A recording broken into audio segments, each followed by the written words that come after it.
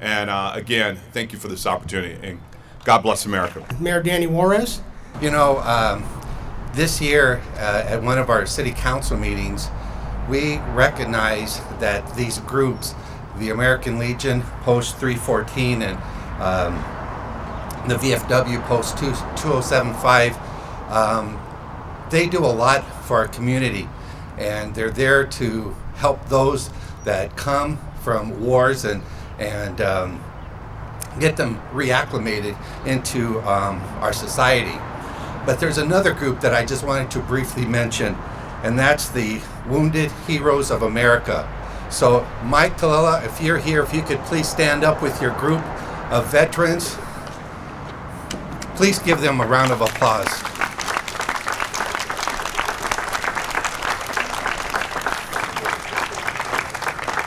These men and women, came from a most recent war, and here again, if it wasn't for all the work and battle that they did, we wouldn't be here today.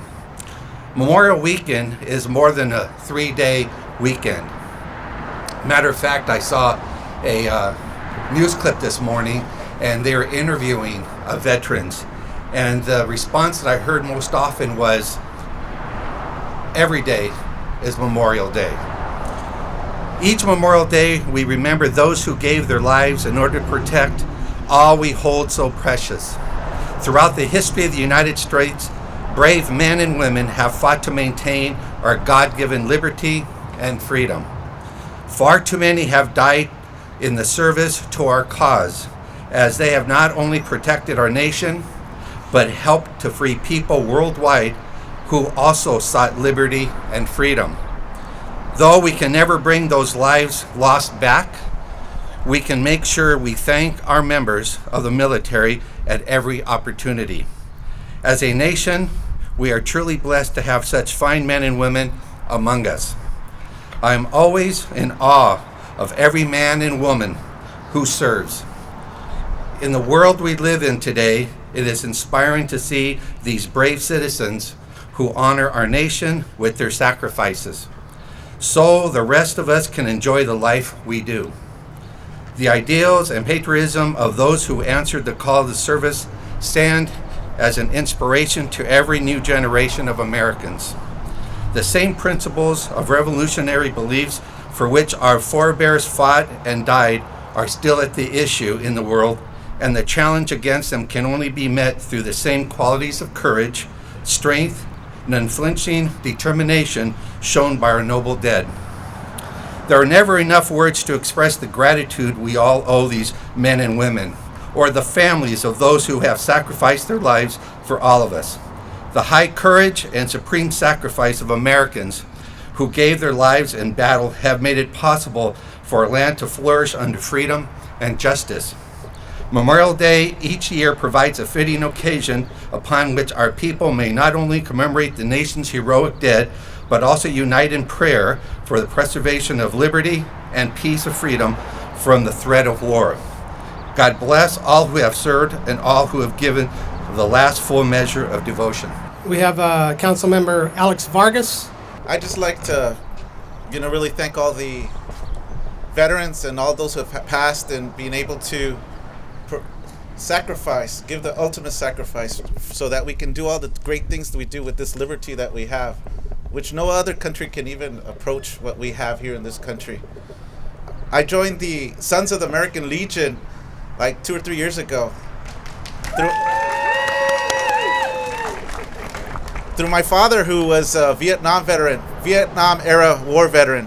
So I'm really proud to be amongst great company, and it goes beyond the pool plane in the back. It goes beyond the fish and the dinner meals that we have on Fridays. I think it does go a lot beyond the sacrifices for those who are still with us and those who have passed.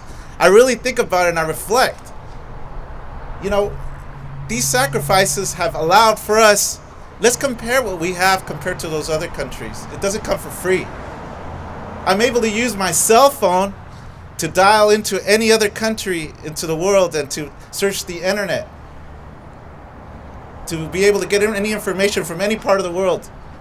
While in other countries, all you get is a black and white communal TV where a government spits its rhetoric over and over and over one day.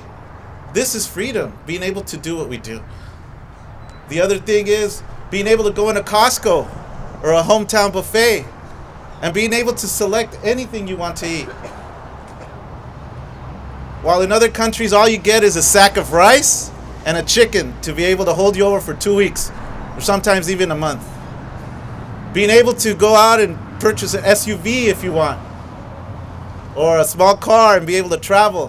While in other countries, you just walk around or use whatever government instituted transportation or 1950s cars that are left over from previous administrations or previous periods of their time. So I'm very, very thankful for all the sacrifices that all the veterans and those who have passed that have given to us, because that's the price of freedom. Being able to be here, being able to speak our minds, being able to agree and disagree on issues, and at the end be able to come to a consensus and say, you know what, we're very thankful, and this is what makes us Americans. Olivia Valentine. Everyone is very pleased to welcome all of the veterans here today, and I'm delighted that we are giving special recognition to the Vietnam era veterans. I hate to admit it, but I'm old enough to remember that era. And I remember how confused the country was about that war and how the country took it out on the veterans who sacrificed, and all they were interested in doing was serving their country. And the country did not appreciate them then. And we're trying to make it up to you now. We want to make it up to all of you who sacrificed so much during that war, because we do appreciate you and we do recognize that you love your country as we all do. Neela Michelin. Today I'd like to give you an example of what Congresswoman Maxine Waters talked about, the ultimate sacrifice. Eduviges Wolf immigrated from here from Mexico with her parents. She was a graduate of Lusinger High School and was an explorer in the Hawthorne Police Department. She enlisted in the Army and served in Afghanistan, despite being married and having 2 children.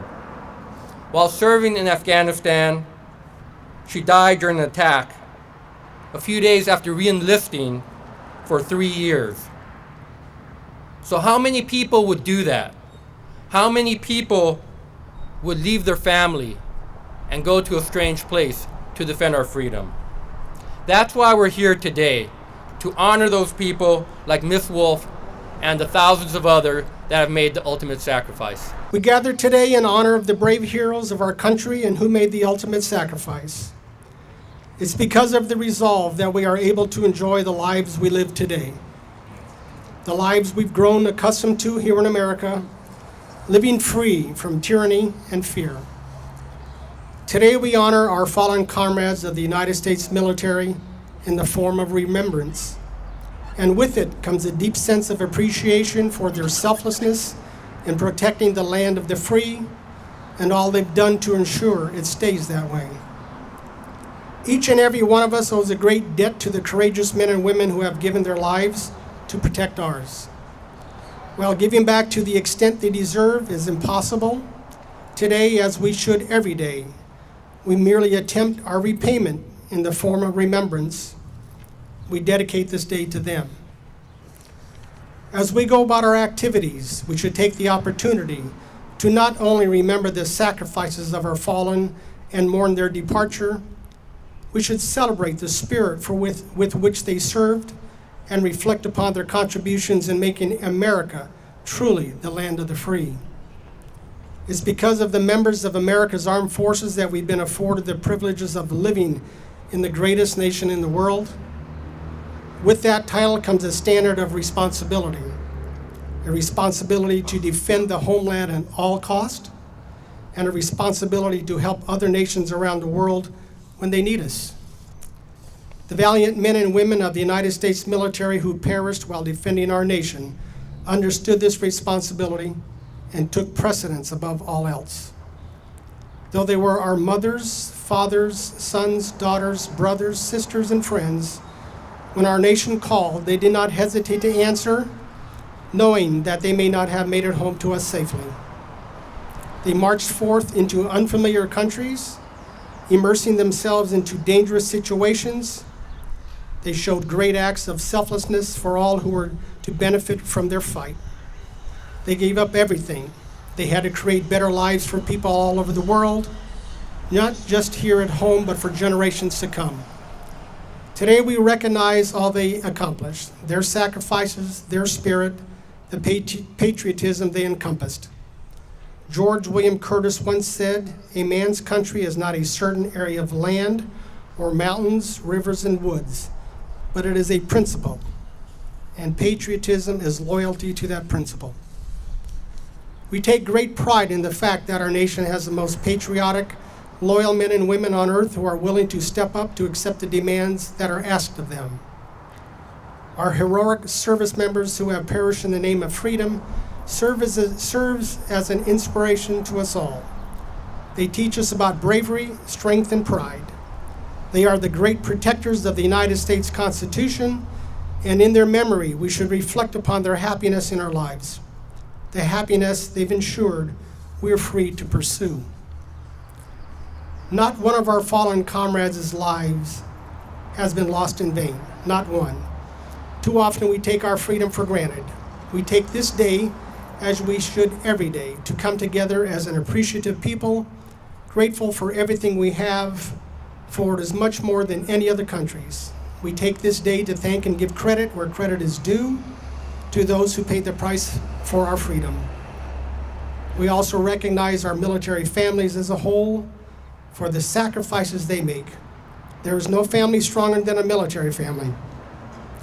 I want to say thank you. The strength and support you show our service members deserves much credit.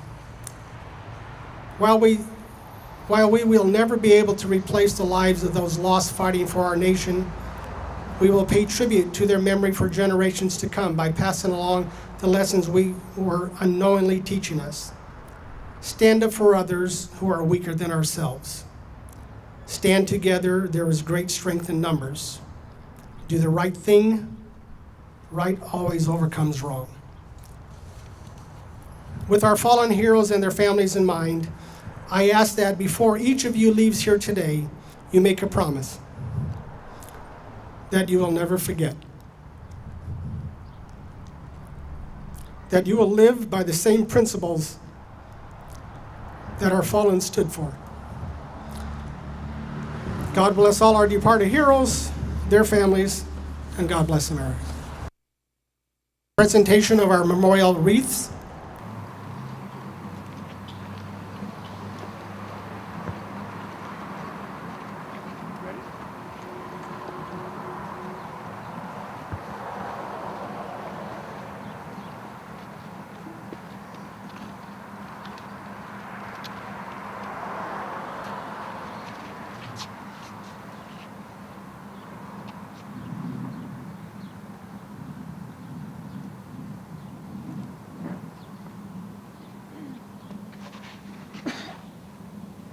Our reading of our deceased members.